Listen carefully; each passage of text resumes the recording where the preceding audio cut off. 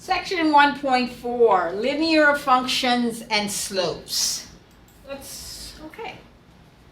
So we're going to use the definition of the slope to find the slope of the line passing through the points 4, -2 and a -1, 5.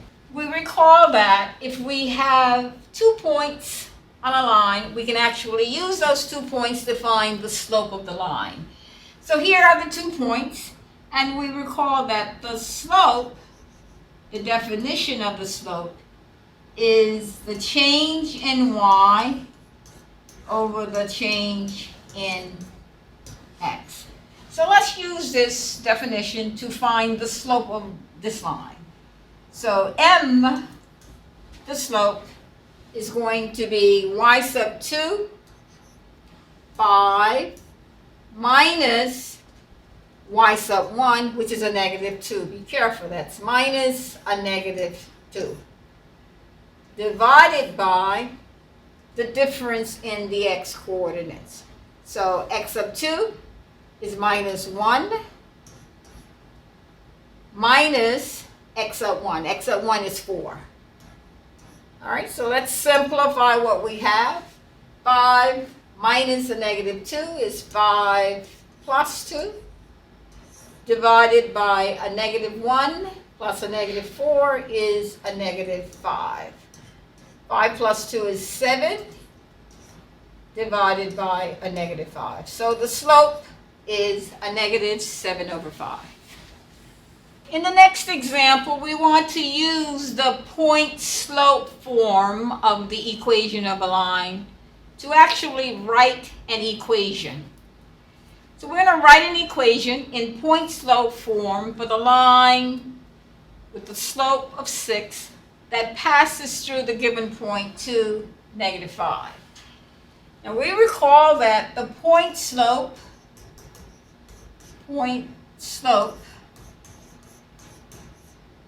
form of the equation of a line is given by y minus y1 is equal to m, the slope, times x minus x1. So in the given problem, we have a slope. Our slope is given to be 6, so m is 6, and the point is 2, -5. So we're going to use this information to find the equation of the line. So let's basically substitute. So we have y minus the y coordinate of the given point, which is a -5. So y minus a -5 is equal to m, the slope. The slope is 6 times x minus the x coordinate of the given point, which is 2. So x minus 2. So we have y plus 5 is equal to 6x minus 12. So this is actually the point slope form of the equation. But it wants us to express the equation in what is called the slope-intercept form. So if we actually solve for y, if I solve for y in this equation, I'm going to get 6x minus 12 minus 5. So therefore, y is 6x minus 17. So the equation of the line with a given slope of 6 and that passes through the point 2, -5 is given by y is equal to 6x minus 17. In the next example, we want to graph an equation given in the form, the slope-intercept form, y is equal to mx plus b, and we want to determine the graph by using the slope and the y-intercept. So in the given function here, f of x is equal to 3/5 x plus 1. Because the function is expressed in the y is equal to mx. In other words, I can rewrite this as, because y is equal to f of x, so I'm going to use y. Y is equal to 3 over 5 times x plus 1. So I'm going to use this equation here. Y is equal to 3 over 5 times x plus 1 to graph. It's in the slope-intercept form. In the slope-intercept form, I know that the slope is 3 over 5, and the y-intercept is 0, 1. So we're going to use this information to graph the function. All right? So we know that the y-intercept is 0, 1. So that's a good starting point. We have 1 point on the graph. 0, 1. Here it is, 0, 1. That's the y-intercept. Now the slope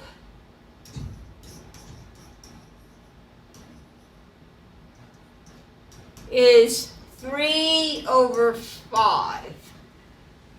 This is the same. We remember the definition of the slope to be rise over the run.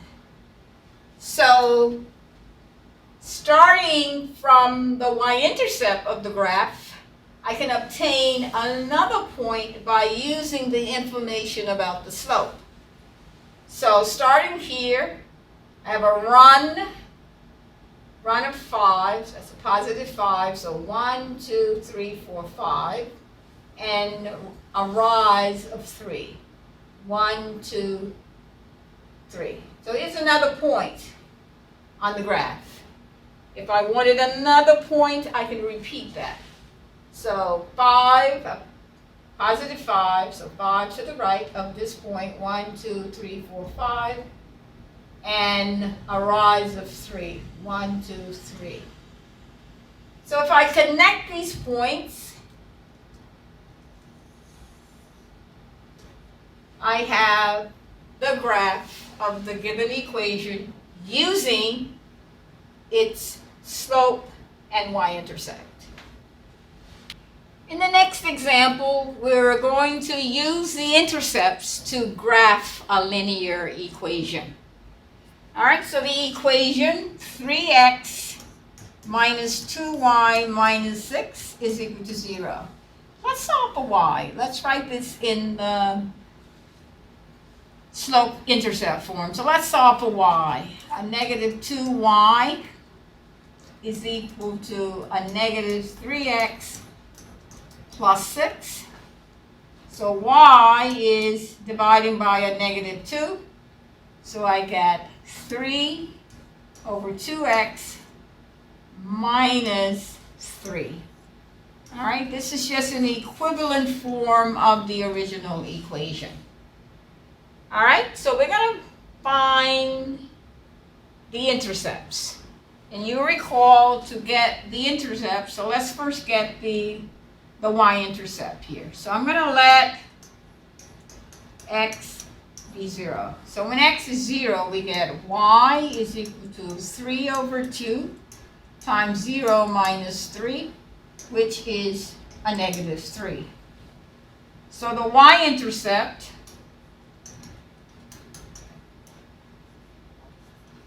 is 0, negative 3. The x-intercept, to find the x-intercept, we're going to let y be 0 and then solve for x. So if I do that, I'm going to let y be 0. So 0 is equal to 3 over 2x minus 3.